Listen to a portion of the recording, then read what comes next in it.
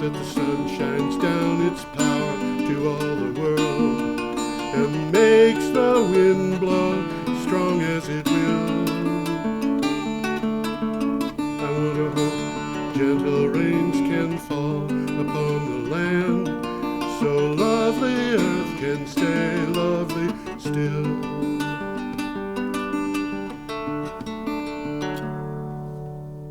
Hello, ladies and gentlemen. Welcome to the 325th edition of Energy Week with George Harvey, me, and Tom Fennell, the amazing Tom Fennell. Every day I go to the internet and get news for the day on energy and climate change, and I put together 10 to 15 articles with synopsis of each and a link to the original for each, and I put those up on my blog, geoharvey.com, geoharvey.com. And once a week, Tom and I get together and talk about the most interesting of those articles. And there's usually some interesting ones. Usually some interesting ones. And before we go on, I want to appeal to everybody to help support the show, because political machinations in Washington, D.C. are such that public access television is no longer supported quite the way that it used to be, and this means that there's a big hole in the finances of Brattleboro's TV, public access TV, BCTV. Which a lot of people take for granted. A lot of people take for granted. I admit that I did. Yeah. And so the producers have to come up with funding for their own shows. A limited amount of funding, a tiny amount of funding compared to what the show actually costs. And in our case, it means $480 per year. And of course, Tom doesn't have that money, and I don't have that money. And so we're going to our viewers and asking them to support BCTV and Energy Week. I've been offering books. I'm not going to bring them up today. And if you go to brattleboro.tv.org and click on the support television button that's on the home page, you can find a place where you can donate using a credit card or a PayPal. And we will take real money, though. I don't know how. Bring it down to the office. Bring it to the office. That's right. And you can click on those, and what you do is when it comes up to the amount that you want to donate, and I have had a couple of donations. Good. Yeah. Not big, but a couple of small ones. Every little bit helps. Every little bit helps. One of them was $5. That was the first one. But nobody wants the books, but a couple of people have donated. Good. Below the amount block, there's a place where you can put in special instructions to BCTV, and you just say that you want to support Energy Week. And if we get $480, that's dandy. And if we get more than $480, the excess will go to BCTV to support BCTV. And the amount of money that BCTV needs is big. Say again? The amount of money that BCTV needs is big. Yeah. And every public access television station in the country needs money. So. Well, if you're going to want to watch public access TV, which is a good alternative to the networks. Yeah. Yeah. So anyway, let's get on. Do you have more to say, Tom? You usually say more. Usually about this time I say that some of these articles we're going to talk about are interesting, some of them very interesting, and some of them we could spend a whole show talking about. Occasionally we have. Yes. And I'll try and call to attention some of the better ones that we're going to talk about. Yes. And why maybe you should look at it. So. So should we start? I think we should. Yeah. Okay, we've got a picture. I always try to start with a picture. Well, that's a good way to go. Yeah. This is clean from Clean Technica. We do a lot of stuff with airplanes. They don't show the extension cord that powers this airplane. My guess is it's Well, that's the latest technology. It stretches. It stretches. This is called H55, a solar impulse spin-off introduces an electric two-seat airplane. A spin-off from Solar Impulse is going by the short name of H55. It flew its successful maiden flight with an electric two-seat airplane using an electric propulsion system made by BRM Aero and Bristol Energic.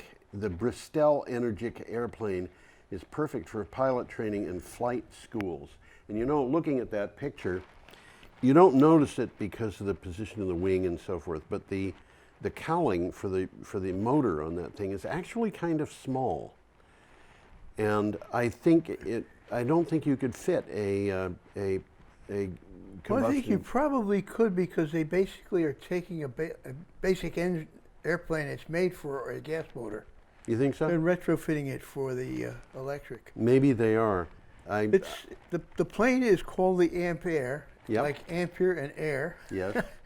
It's made in Switzerland, as it says on the tail, but the gas plane is made in the Czech Republic. Oh, okay. Okay, the companies are all related, you know, Yeah. they're the same.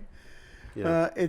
The article has a lot of nice pictures if you like pictures of airplanes. It does. It took me a little while to figure out which picture to use here. I liked this one because I like the mountains and so forth.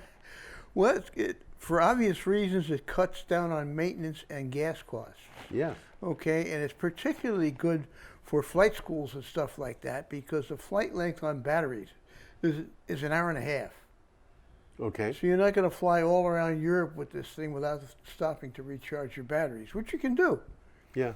And right now, it is the leading commercially available electric aircraft, Okay.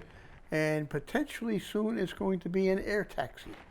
Well, you know, I think these things are, electric aircraft are taking off, to use a pun that I didn't intend because I don't particularly like puns. But Well, this is a big change. They're cheaper for maintenance and obviously fuel costs.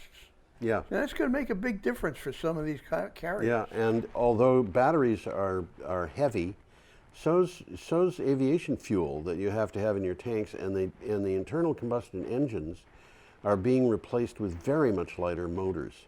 Uh-huh. You know, my last car was a 2001 Prius, and it had a 35 horsepower, I think it was 35 horsepower electric motor in it. And that was a DC motor. And when I think of a 35 horsepower DC motor, I'm thinking of something that's like this, you know. And this was much smaller. It was like the size of a grapefruit can. Wow. Yeah, and of course a lot of that is because of the neodymium magnets and stuff like that the Chinese might cut us off on. Yeah. Yeah, huh? Well, if what's his name keeps raising the tariffs on the Chinese, He's got everybody mad at him. I think. Yeah. And I think that's what he wants to do. I'm not sure he knows what he wants to do. I think it changes with the hour. No, I think he's All pretty steady. told, he's looking to help himself. Yeah, well, what he wants more than anything else, I think, is praise. Yeah. And yeah. so I don't know. Well, this isn't really a political show. So Yes, no, it's not. Let's move on. Okay, our next item is from Forbes. That it is. Recent science raises oil industry's climate litigation risk. Yeah, and you know, I've been seeing a lot of this in the news in the last 2 weeks. The fossil fuel industry defenses for its role in climate change are being chipped away. Earlier this year, this was something that surprised me. Earlier this year, the U.S. Supreme Court denied a request from ExxonMobil to review a Massachusetts court decision that allowed the state attorney general to seek internal company documents. And I think that's kind of, it means that they don't have any place to appeal that. I don't think so. And so they have They're going to eventually do it. They have to hand over the documents. Yeah. And so ExxonMobil is going to be handing over the documents that it's got on what it knew. Which are rather incriminating if you... Yeah. It goes back to 1957. These guys knew about global warming, and they decided to defend against it. Yeah. And you know, the thing that's really sad about this, 1957, I was in 6th grade maybe, or 5th grade. Yeah. And I remember, I think it was my 5th grade teacher was the person who first told us that the climate was changing. That's interesting. Back then, Yeah. nobody even knew we had a climate. Yeah, well, he had grown up in the prairie near the Canadian border, and he said when he was a child, which was probably 25 years earlier, because he was a fairly young teacher, when he was a child, the old timers in the area where he lived told him about how in the old days, and of course here you're talking about probably 1900 or earlier, the winters were colder, they had more snow, and you know, Old wives' tale. well, it was I only think it about was 2 real. years after that Yeah. that I saw, I think it was a National Geographic program ran a thing saying that the glaciers in glacial parks and so forth were retreating. And Yeah. you know, We've they talked knew about that about on the show, they knew yeah. about that. Well, there's something that I never heard before, but it's climate attribution science, which is building up a background for global climate change. And you know, we've talked about that, but not by that name. We've talked about the fact that they can't say that hurricane was caused by climate change, but they can say that hurricane wind speeds were X number of miles per hour faster because of. Well, the climate attribution science is going one step further, and they're still not saying this is what caused it, but they're saying it's a high probability. Yeah. That kind of thing. Well, it's not conspiracy theory. No. We have the evidence. Yeah. We have the evidence. These documents related to Exxon's knowledge of the threat of climate change go back as far as 1977, the Yes. documents. Yes. And its efforts to publicly discredit climate science and downplay climate risk. It's a meaty article. It's a long article. There's a lot of stuff in it. Right. If this is what you're interested in, you And- will be and- rewarded by looking it up. And the stuff that appears in Forbes is usually Usually pretty good. Okay. Our next it's another item picture, really. It's a is graph. It's a graph from renewables. Now, that particular graph came from the Energy Information Administration. Look at the very end of it there. Just at the very end of it. Renewables have just passed coal. Yeah. Well, that was just for the first quarter of the year. But Yes. wow. But but wow. And what's going to happen is that coal graph is going to continue going up and down as it has, because we use more coal in the summer, we use more coal in the winter. More coal in the summer because there's a higher demand for electricity, Yeah. more coal in the winter because there's The now same it's thing. still the same thing. It used to be. It used to be heat. I mean, it's heat yeah. and it's versus air conditioning. But the coal plants are closing down and the renewable plants are opening up, and so they're passing each other. well, as the article shows you, U.S. electrical generation from renewables surpassed coal in April. In April of 2019, U.S. monthly electricity generation from renewable sources exceeded coal-fired generation for the first time, according to data published in the EIA's Electric Power Monthly. Renewable resources provided 23% of total electricity generated, and coal provided 20%. That's a big gap. That's 3%. And it's going to continue in that direction. Yeah, it's going to. We can feel confident that coal is going to produce more electricity this summer than renewables, because the coal For goes the up next and 2 down. years. Maybe the next 2 Well, that's years. what the article said. Yeah, but even so, there's no way. You know, coal is. I think almost everybody realizes that coal is dead. Well, this from the article. U.S. coal generation has declined from its peak a decade ago. Yeah. Since the beginning of 2015, about 47 gigawatts of U.S. coal-fired capacity has retired, and Yeah. virtually no new coal capacity has come online. Right. That's economics, guys. That's economics. Yep. Well, EIA expects that the coal will provide more electricity generation in the United States than renewables in both 2019 and 2020. But thereafter, it's going to change. You know, I forgot when we started that I should have explained the viewers can read the original articles for these by going to the blog geoharvey.com and clicking on the date. The articles that we've talked about so far Go by date. They go by date. They appeared on June 28th. You can click on the calendar, which, now in July, if you want to go back to these, you're going to have to click the calendar back to the previous month. But you could click back, and if you wanted to read these, you could go back and click on the calendar on June 27th and read one of the ones that we just had. Now we are up to Friday, June 28th. Well, as I mentioned, some of these are well worth looking up. Oh yeah, absolutely. You can keep yourself busy for a couple of weeks. Yeah, absolutely. Okay, Friday, June 28th. It's official. Maine to go 80% renewable by 2030. This is from PV Magazine. Maine Governor Janet Mills signed a trifecta of bills to move the state toward a clean energy future, including adding 375 megawatts of distributed solar power by mid-2024. Also, the state's utilities are required to get 50% of their power from qualified renewable energy sources by 2030. Well, this is interesting because Maine was kind of dragging their feet on this. And we got a new governor, and she's making up for lost time. New legislature, too. And a new legislature. Yeah. Well, from the article, the first aggressive renewable portfolio standard policies were passed in the summer of 2015 in Vermont and Hawaii. Mm-hmm. Okay. Mills has created a block grant program to support the installation of 375 megawatts of distributed solar by mid-2024, as you just told us. Yeah. And we got another picture coming up here. We do. I think everybody recognizes this place. Some people don't. Well, that's New York City for those that... Is that Governor's Island? It could be taken from Governor's Island. That's the tip of Manhattan. Well, we're looking over an island toward Manhattan there. That's... No, that was...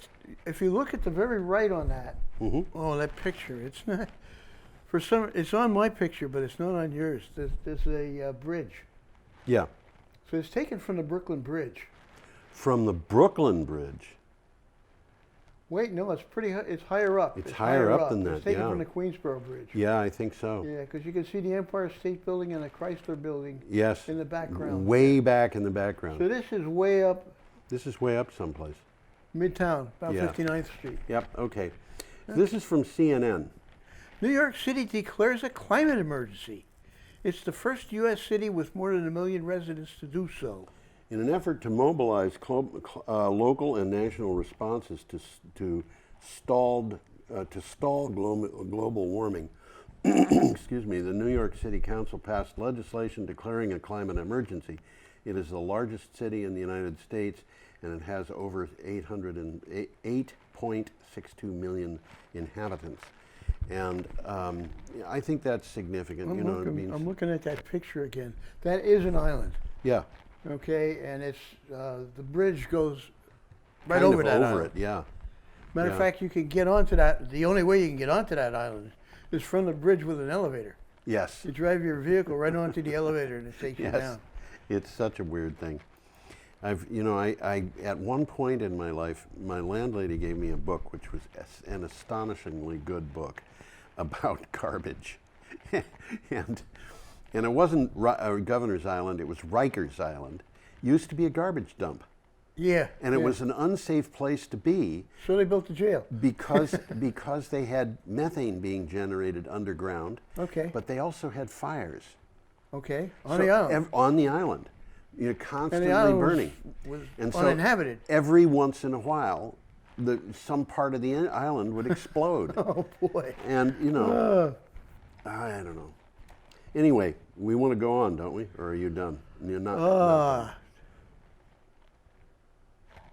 There is I'll read a couple of quick check. Good. Extreme weather events brought about by rising temperatures demonstrate that the planet is too hot to be safe. That came right from the article. Yes. That's a quote. Yes. The USA has disproportionately contributed to the emergency and has repeatedly obstructed global efforts to transition toward a green economy. Yes. And thus bears an extraordinary responsibility to rapidly address these existential threats. Now, Tom, I want to pose something to you. Yeah. We have politicians, we have and we have people in industry. We talked about ExxonMobil earlier. They aren't the only ones who are obstructing this kind of thing. People are going to die. People are already dying. People are dying now. It's a world problem. Yep.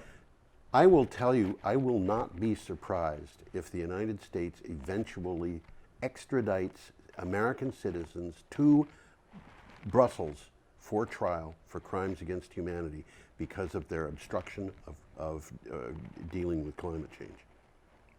That's an interesting concept.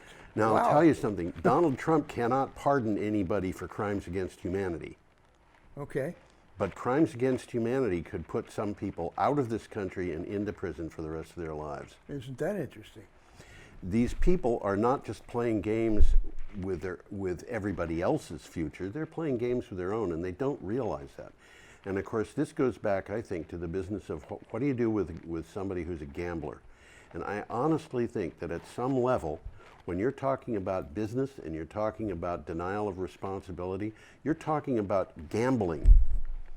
And this thing that It is gambling. it's a gamble. ExxonMobil people are gambling if they're denying climate change. They are gambling that they will be out of the market and have their winnings before the whole thing comes to crashing down. That's the gamble. And That's exactly right. you know, they're saying to themselves, but it isn't real. And of course, some of them know that it is real. That's why they are suppressing it.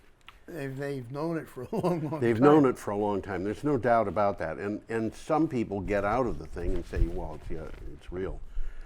Okay. Let's move along here. Okay. We are up to still on Sunday. Friday. Still on Friday, June 28th, and we've got an item from Utility Dive. Massachusetts regulators approved the state's largest clean energy procurement.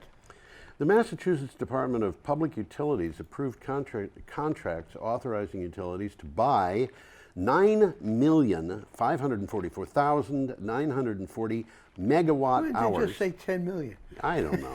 I mean, and truth be told, I could have It's said actually 940 and a half.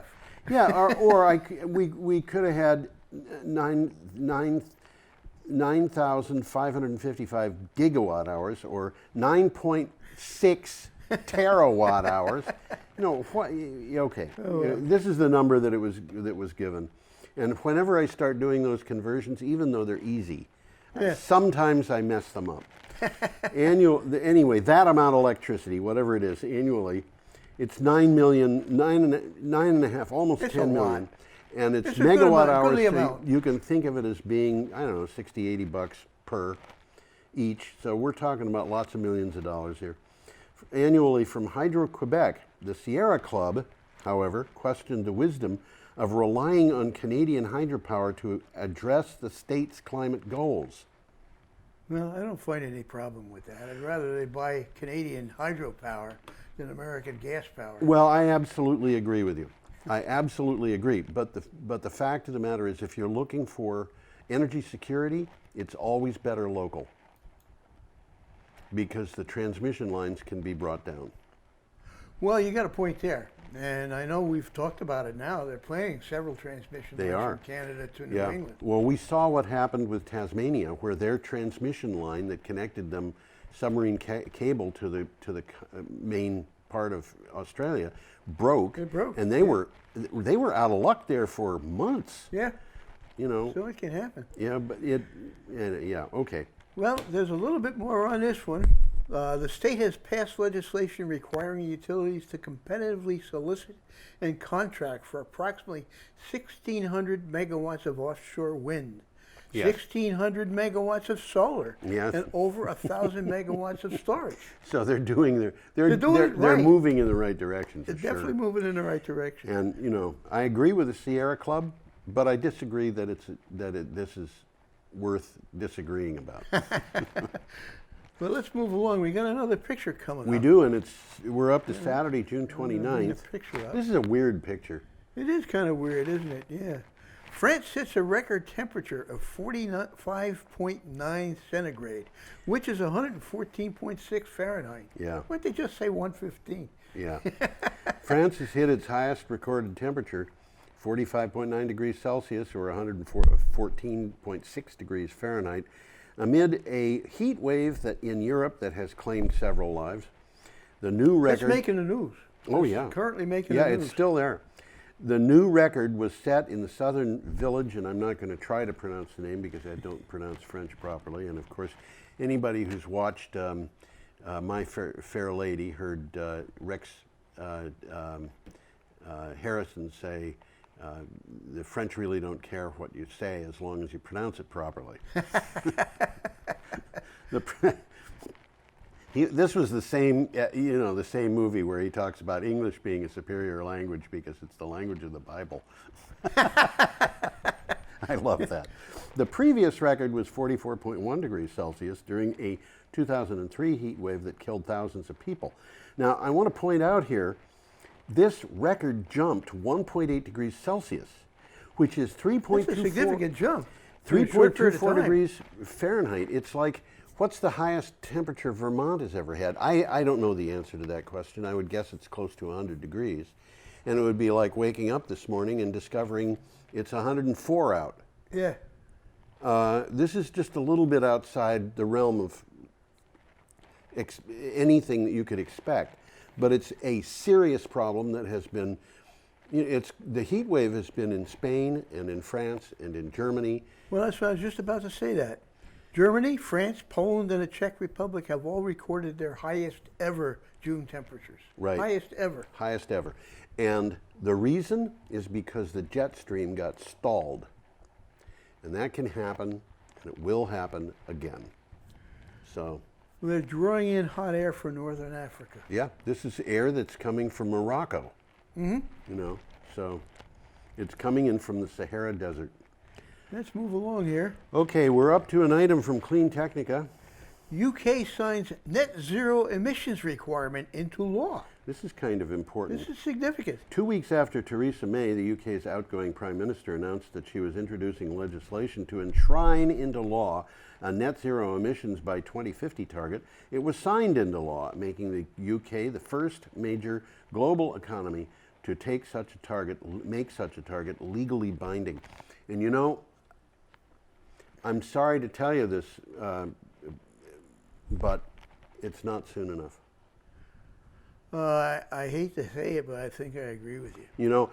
Seriously. I mean, people, now I think the majority of Americans recognize the climate is changing. Oh, yeah. But they're still not realizing How hard we have to work. that's a real crisis. Well, people have been saying for a long time, we need to address climate change the way we mobilized to deal with the Second World War. I've read exactly that. And they've been saying that for years. And people don't think about what that mobilization meant. But you could not buy a new car because they weren't being making them. made. And most Americans, I think, just don't realize this. From 1942 until 1946, no cars were made in the United States except the ones that were intended for the government. And Guide Lamp Division of General Motors, which made headlights, signed and this was done very successfully. They actually came in on budget quicker than the time allocated. They signed, this is a company that makes headlights for cars. Well, what are they going to do? They don't, they've got this facility. They're not building cars. They're not building cars. Be selling headlights. Yeah. So what do? They signed a contract with the U.S. government to manufacture 1,045 caliber pistols. I don't see the connection. Neither does anybody else until you realize that these are really cheap pistols that were stamped. The only part of them that wasn't stamped was the barrel. Okay. And they were being dropped into Europe for resistance people to use. Okay. Yeah, they cost something like $2 each. Wow. Yeah, which is not very. Be good to point at somebody, but don't pull the trigger. Well, actually, the idea was you kill the German soldier and steal his gun. And so these were like one-off. You had to load each round by hand. They were single manually. shots. They were single shot. Yeah. Well, there's a quote from the article. Reaching net zero by 2050 is an ambitious target, but it is crucial that we achieve it to ensure that we protect our planet. I think that's a absolutely heavy true. quote. Yeah, it's absolutely true. The only thing is, I think that it's crucial that we achieve it by 2030 And the only people that I've seen talking about this, here I am, I voted straight Republican for most of my life. And I'm talking about, my new heroes, Alexandria Ocasio-Cortez, and there they are, because she is talking about reality, I think. Yep. And if somebody is going to say we can't do that, as far as I'm concerned, it's tantamount to saying, well, we don't have a future. That's one way of looking at it. So Well, let's move along here. We've got okay. another picture coming up. Yeah, we do. And this is a picture labeled oil and sand. Oil and wind. Wind, I'm sorry, oil and wind. And it's from Green Tech Media. And it is called, this is the headline. The price of a fully renewable U.S. grid is $4.5 trillion. And this article really got me mad. And the media, just everywhere I looked, it was the same type of article saying the same type of thing. And it was the cost of shifting U.S. power grid to 100% renewable energy over the next 10 years, which is faster than Alexandria Ocasio-Cortez wanted to do it. Yeah. Is an estimated $4.5 trillion according to a new Wood Mackenzie analysis. And part of the thing that made me bad is that Wood Mackenzie, I think, should have done better than they did with this. Okay. The price is for going entirely to renewables, replacing all nuclear and fossil fuels. Alexandria Ocasio-Cortez didn't ask to replace nuclear. That's correct. With renewable energy.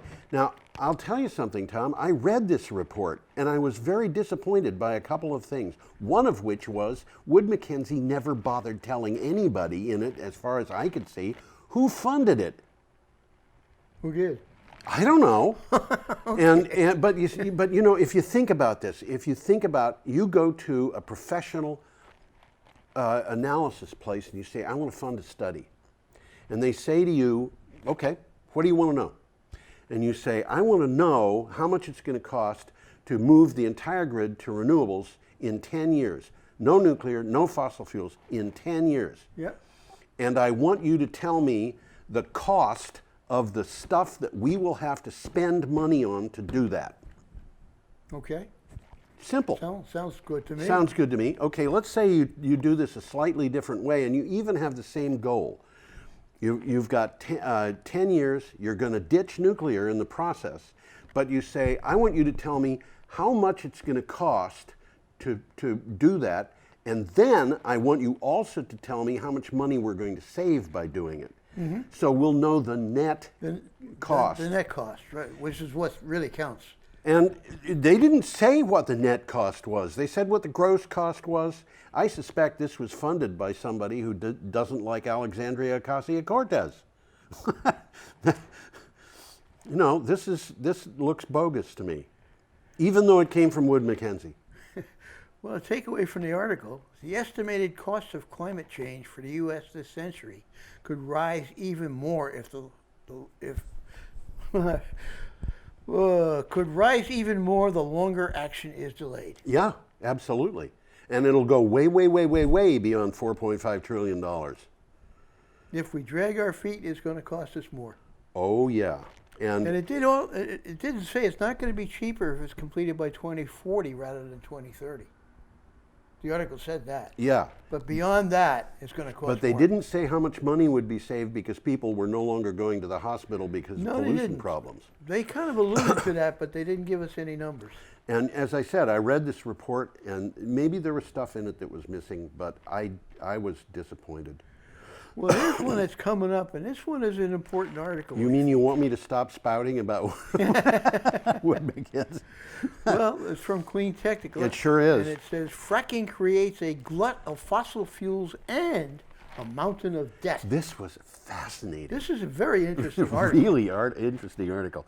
Steve Schlotterbeck, former executive of EQT, one of the largest shale gas fracking companies in the United States, shocked people at a petrochemicals conference in Pittsburgh recently by telling them that fracking has been an, quote, unmitigated disaster, end quote, for investors in the shale companies. It's a good article. There's a good explanation of fracking and how it works in there with a picture. Mm-hmm. And I'll quote the rest of what Schlatterbeck said. Yeah. I'm not aware of another case of a disruptive technological change that has done so much harm to the industry that created the change. Yeah. With hundreds of billions of dollars of benefits, while hundreds of billions of dollars of benefits have accrued to hundreds of millions of people. Which The amount of shareholder value destruction registers in the hundreds of billions of dollars. The industry is self-destructive. Yeah. And He's one of them. This is a problem that we've talked about very often, about the fact that there's something weird going on, because what they do is an organization will go out and it'll find some shale gas operation or fracking operation that's gone under, and they have a mountain of debt and property that consists of leases. So what this new company does is it buys up those old leases, which in some cases can be bought for pennies on the dollar. Mm-hmm. So then they go to investors and they say, look, here's $10 billion worth of leases that we were just amazingly able to get for $100 million. And if you invest, we can go after that $10 billion worth of leases, the stuff that's all worth. So they get a bunch of investors who are putting their money into bonds, and the bonds. Sounds like a scam to me. Oh yeah, this is a scam. And in the end, what do? They go broke, and okay, the people who engineer this have had a couple of years more experience as CEOs of fracking companies, and they can go to the market and say, I've got experience as a CEO of a fracking company. You should hire me to be a CEO of fracking. Well, there's an interesting takeaway here. Yeah. The fracked wells are running out long before they were expected to. Yes. Okay, and that's a big cause for this problem. Yes. They're not getting what they expected out of Okay. it. Well, we got a picture We coming have a up picture here, and this is disturbing. In It's fact, a map. Kind of scary map. yeah, there was a bunch of very disturbing stuff this week. In case you haven't figured out that map, that's Alaska. That's Yeah. the waters around Alaska. Yep. And it says Alaska's warming ocean is putting food and jobs at risk. This is from CNN. The ice around Alaska is not just melting. It has got so low that the situation is endangering some residents' food and jobs. Ocean temperatures in the Chukchi and North Bering Seas are nearly 10 degrees Fahrenheit, which is, they say, 5 degrees Celsius, above normal. Satellite data shows. Well, if you look at that, and you can see the dark red. The dark red. That dark red is actually a little bit more than 10 degrees Fahrenheit, and that everything that is orangish and reddish is above normal temperatures. Everything in that picture is above normal. Well, almost. Do you see Kodiak Island, which is about? Yeah, it's blue. All right. There's a little area below it that's kind of blue, which is below, and also in the Sea of Okhotsk, which is above Kamchatka. You see where it says Russia? You go down a little bit, and then you go left. There's a little blue blob there, and those areas are actually below normal temperatures. So you've got not going to make much of a difference. You've got an area the size of 3 peas in the entire Bering Sea. The Chukchi Sea is the sea north of the Bering Strait, and but the thing that's disturbing about this is not a breeze that blew in from the south and was 20 degrees above normal. We've all hit days that were 20 degrees above normal one way or another at some point or not. This is going to be all summer because that is the temperature of the water. And it's probably going to go up because it's gathering sunlight that it normally wouldn't see because it's covered with ice. Well, it's exactly what they said. Ice cover around Alaska normally lasts through the end of May. Yeah. This year, it disappeared in March. Yeah. Wow, and they refer to the map. Yeah. There are immediate impacts along the state's coastlines. Birds and animals are dying. Sea temperatures are warm enough to support algal blooms, which make the waters toxic to wildlife. And if sea temperatures going up, when those temperatures going up, that water will not hold as much oxygen as it used to hold. And the result of that is fish will die because they don't get enough oxygen in the water. And we are having this happen. It's kind of a vicious circle, yeah, isn't it? it's happening here in Vermont. Is it? Brook trout cannot survive in temperatures of water that are above something like 60 degrees Fahrenheit. So we're hurting our brook trout population. Our brook trout population is hurting. And of course, we're just at the beginning of this, and it's not going to stop for at least 25 years after the point where we have stopped emitting carbon dioxide altogether. Altogether. Altogether. Wow. So that means, That's not good news. no, climate change, according to the scientists, if you've got grandchildren, climate change is going to continue to get worse for their entire lives, regardless of what we do, unless we can come up with some amazing new technology, which we will. Well, they got the technology now. It just costs too much. What technology? To get carbon dioxide out of the air. No, you know what, Tom? You can get carbon dioxide out of the air pretty effectively by planting trees. All we've got to do is stop cutting down the trees. Stop cutting down trees. And we have to start building forests in places where we don't have forests. I mean, we could start eating oysters.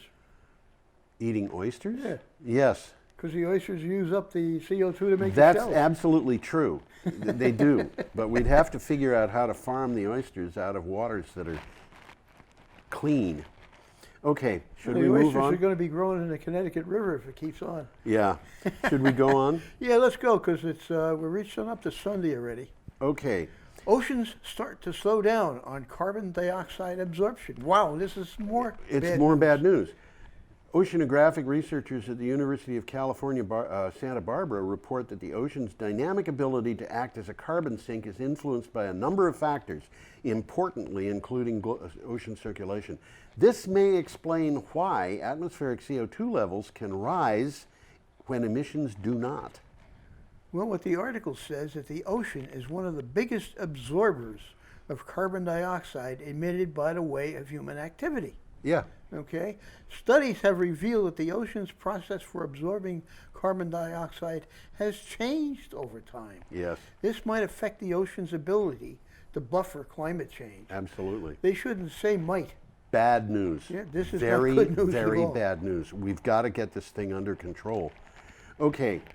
Another picture coming up. We do indeed, and here we've got an item from Utilities Middle East that looks like a science fiction picture Come on, from why don't some you get that picture up? from Star Wars or something, where you've got desert worlds.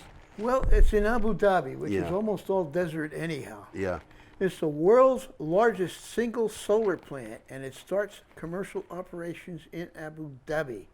It's called Noor Abu Dhabi, and Noor means light. Yep. You remember Queen Noor? Yeah, Yeah. yeah. Emirates Water and Electricity Company announced that the 1,177 megawatt Noor Abu Dhabi, That's a big array. the world's largest single solar project, started commercial operation. The plant offsets natural gas use, resulting in carbon dioxide emissions,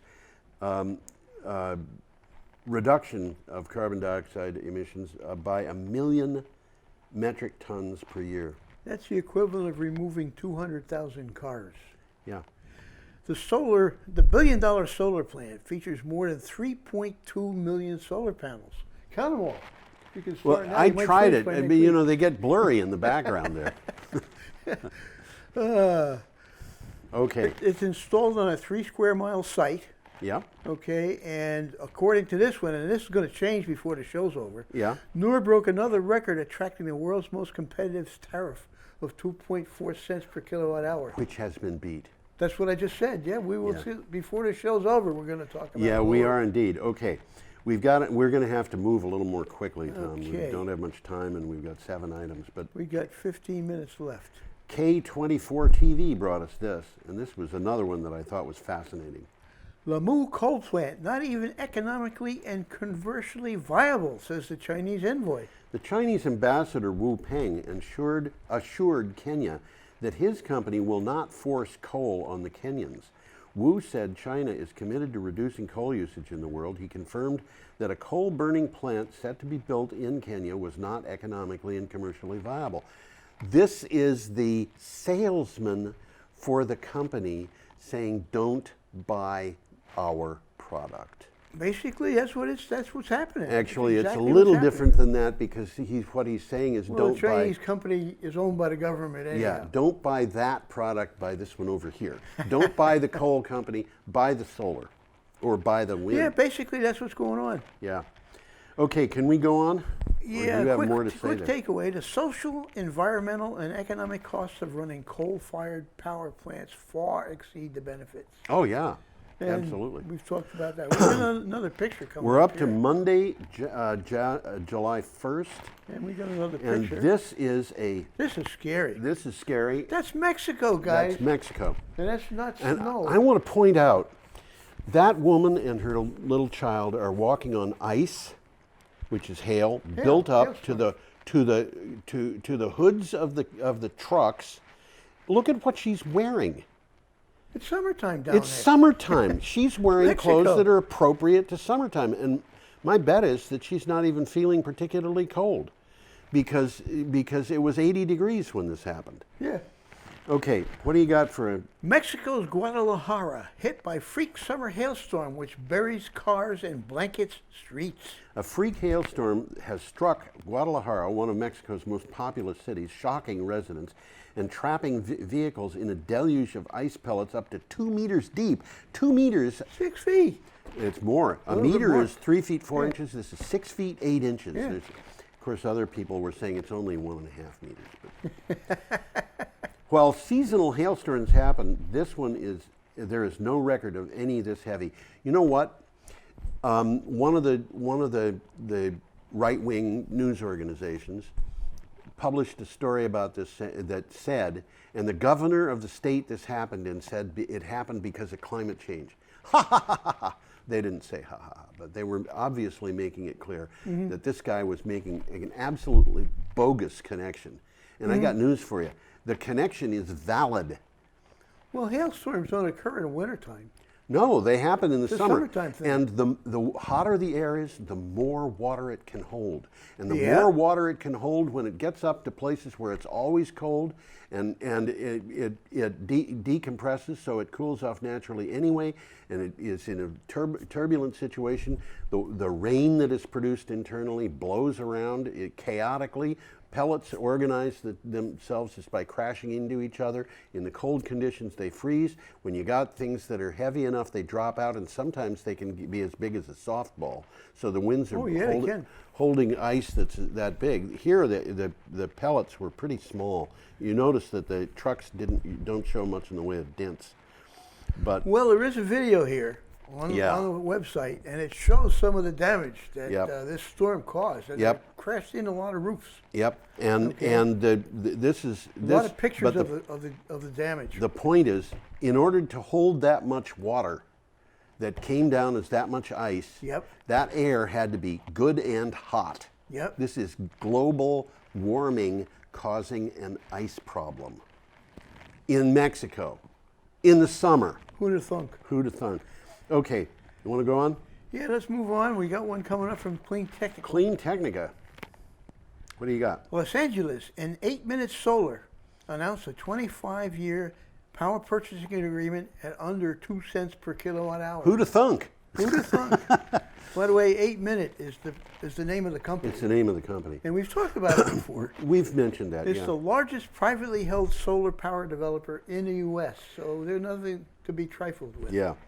Los Angeles Department of Water and Power has proposed that has a proposal that will help on its goal of a Green New Deal.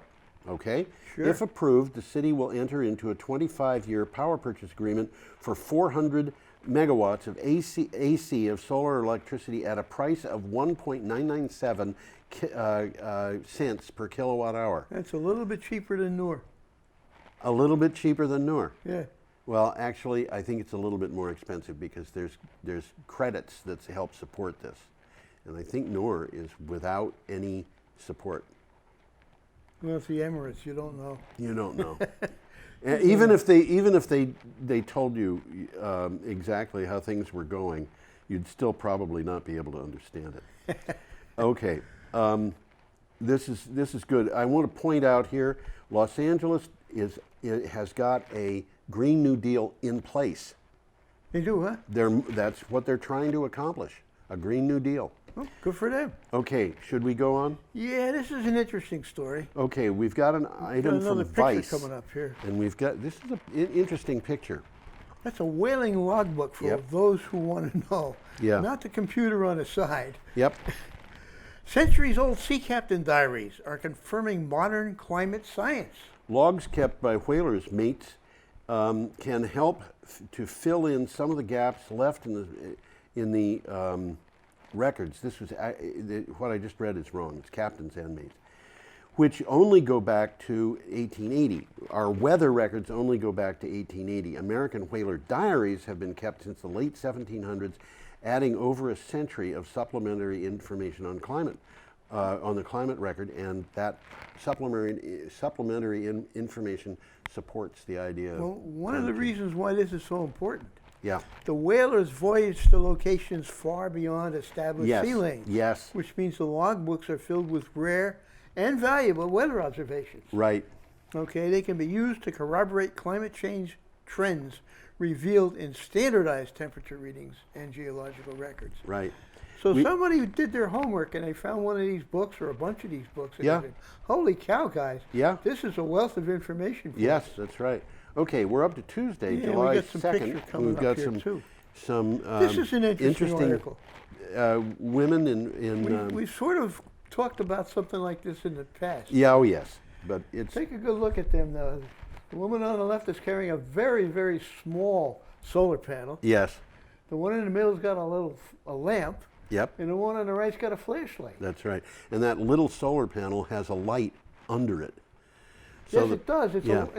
it's like a living room light. Yep, and you put it out in Bring it the out daytime outdoor, yeah. to get charged, so you can bring in it at night and use it. Okay, this is Well- from CNN. Women are bringing solar energy to thousands of Indian villages. In India's desert state of Rajasthan, Frontier Markets, it was the name of a company, employs women to sell lamps, stoves, TVs, and solar power to run them through a program called Solar Sahelis, which means Solar Friends. Solar Friends, right? They are bringing renewable electricity to hundreds of millions of people who live off the grid. This place is in the northwestern side of India, bordering the Pakistani province of Punjab. It's way up in the upper left of India. Yeah, And it's mostly desert. yeah, Okay, the company is thriving by turning its customers into salespeople. Frontier Markets, as you mentioned, is a company, now has employed about 3,000 women. Each woman is in charge of selling products to hundreds of rural households. They have helped provide energy to more than 500,000 village houses in Rajasthan. 500,000 houses probably means They never had power before. 3 million people. Wow. And this is just, okay. Our next item is from Clean Technica. Global progress to halt emissions rise, stalling amidst, quote, woefully inadequate national targets.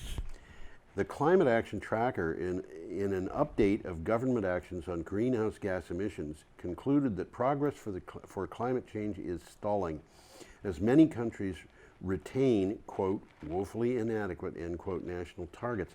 And that's, this is stuff that's being supported by organizations and companies, countries that are dependent on fossil fuels. They don't want us to abandon, they don't want to lose customers. Yeah. And they're losing customers good and fast right now.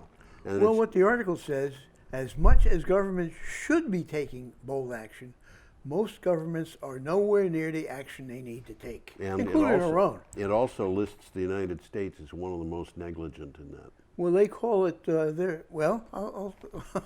I will read that one. Some countries have Paris targets so weak they'll be met without doing anything. And they mention Russia, Saudi Arabia, and Turkey, and show no signs of improvement. And then there are others, Brazil, Australia, and the U.S., who are walking backwards. Yes, except for a couple of things, and one of them is, and Australia is a good example of this, but it's also true in the United States. The national government in Australia is walking backwards, or at least it's trying to walk backwards. But the backwards. states are not. All of the states are going in the opposite direction. They're adopting We've renewable talked power. about that. Even the ones that that are that have liberal politicians. Liberal in Australia meaning conservative by American standards. Captain, that's a capital L, liberal. Yes, it is. That's right. But the word liberal in most of the rest of the world doesn't mean the same thing as it does in the United States. Okay. Well, we got another picture coming up. We do indeed, and this is a find that picture. jetty with pipelines. This is a That's exactly what it is. it's you got up early today. Yeah, I did, and I read it from the caption. This is a set of infrastructure that's used for tying up natural gas tankers to ship it to export it. Yep. Yeah, that's right. America's liquefied natural gas boom may be on a collision course with climate change. Companies are scrambling in the United States to build dozens of gas export terminals. Those investments are likely to be derailed in time as renewable energy costs plunge and concerns about climate change increase, according to the Global Energy Monitor. Well, one of the takeaways from the article is building out these infrastructures, I'll show the picture again, requires very deep pockets. They're not cheap, guys. Yeah, and the tankers are not cheap. Just look at the tankers and natural gas tankers. You know, you think about the big super tankers that haul oil. The natural gas tankers have They're bigger. They're bigger, and they've got tanks that are like they have to hold liquid natural gas. It doesn't want to be a liquid. Like a thermos bottle. These things are heavy. You know, they're very, very heavy. Yeah, it's like but they are. They're big thermos bottles. They're big thermos bottles with steel containment, and you know, all of this stuff is very, very expensive. Well, a quick takeaway here: how natural gas can no longer credibly be viewed as a bridge fuel between coal and renewables because of methane leaks. We've talked about that a lot. These accidental emissions occur during drilling, in the pipelines, or during delivery. And methane is a greenhouse gas that is roughly 30 times more harmful than carbon dioxide. Yep. So it's a problem. We've got a problem.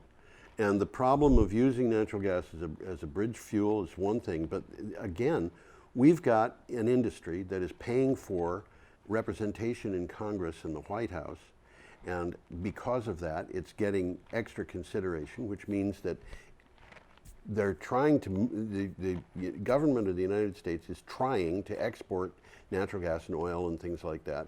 Well, there is a market for it. There's a market for it. But what this article is saying is, okay, you invest in that. It's just like fracking. You invest in fracking, you invest in natural gas, you invest in the transportation facilities, you have a huge amount of money there, and all of a sudden somebody says, by the way, we're going to get serious about stopping climate change, and we've got to stop using natural gas. That could happen. And when that happens, those companies are going to be, you know, the investors who put money into that are going to be out of luck. Well, an interesting sub-article here, Michael Bloomberg. Yeah. You remember him? Yeah, I do. He recently made a $500 million investment aimed at accelerating coal plant retirements and working to prevent new construction of gas plants. Yes, he did. And he's a biggie. $500 million. Yeah. And, you know, there's a bunch of other people who could do that, too. Warren Buffett could do that. I could see that happening. Yeah.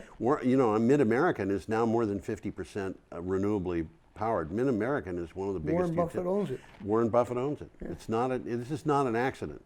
And Warren Buffett says this is good investment policy.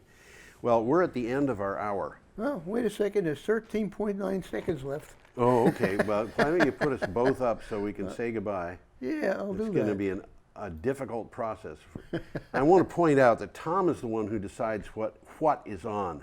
I'm the one who decides what picture, but he's the one who decides what is on. So if I appear and Tom doesn't, that's his decision. There we go. There you go. There's Tom.